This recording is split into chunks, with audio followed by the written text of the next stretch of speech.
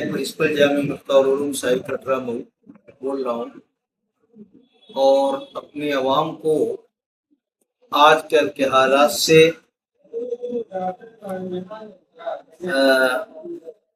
सूचित कराना जानता हूँ और बतलाना चाहता हूँ कि ये जो आजकल प्रोग्राम चल रहा है यूपी में, राजस्थान में, गुजरात में आई लव मोहम्मद सल्लल्लाहु अलैहि वसल्लम के नाम से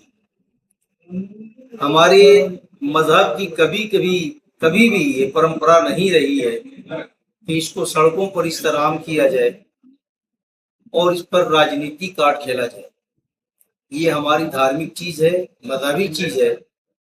हम इसको अपने बच्चों को तालीम देना है तो हम किसी संस्था में, मस्जिद में, घर के अंदर बैठ करके उसकी तालीम दें और आप अलैहिस्सलातु वस्सलाम ने जो कुछ तालीमात हमको दी हैं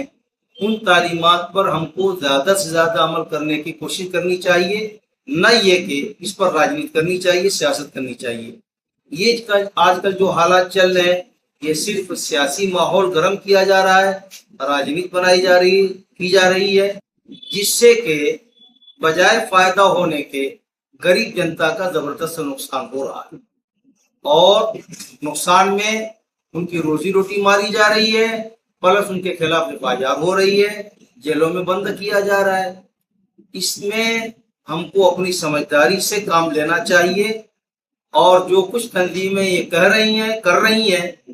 इनकी हमको मुखालफत करनी चाहिए। हमारे शरीयत की कभी भी ये तालीम नहीं रही है कि इस तरह सड़कों पर एहतजाज करके इस काम को किया जाए। ये ठीक है कि हिंदुस्तान के संविधान ने हमको अपनी आवाज बुलंद करने का अधिकार दिया है, लेकिन इस तरीके से नहीं जिस तरीके से हम मुख्तलिफ जगहों पर कर रहे हैं, बल्कि संविधान ने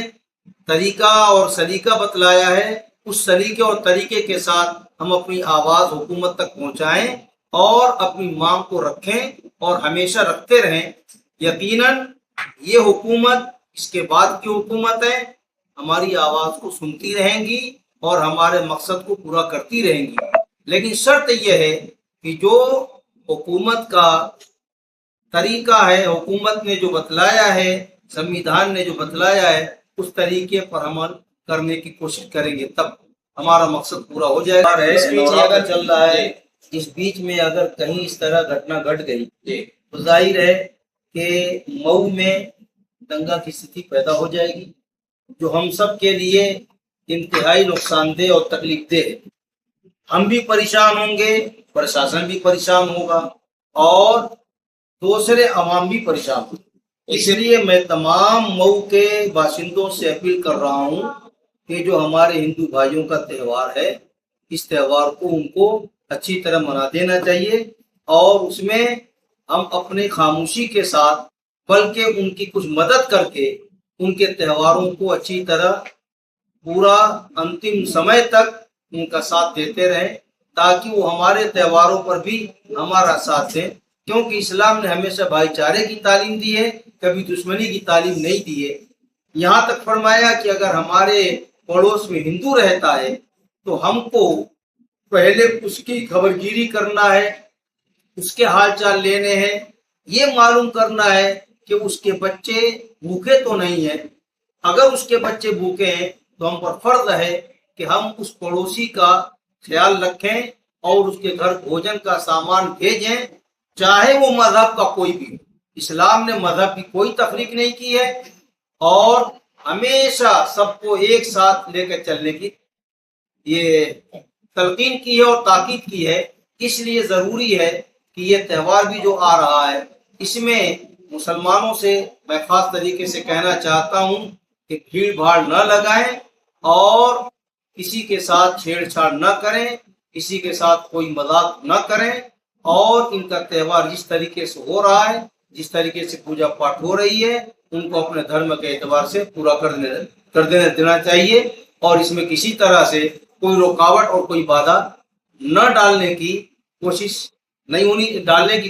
होनी चाहिए। बिल्कुल सरल तरीके से इस काम को अंजाम देना चाहिए। मोबाइल पर किसी तरह से कोई चीज लिख करके और कमेंट करके उसको वायरल ना करें, ये बहुत जरूरी है। इसमें हमारी हिफाजत है, دیگر قوموں کی حفاظت ہے، ورنہ حقیقت یہ ہے کہ ہم کمنٹ کرتے ہیں وہ پتہ چلتا ہے کہ پوری بستی پر معاملہ آ جاتا ہے۔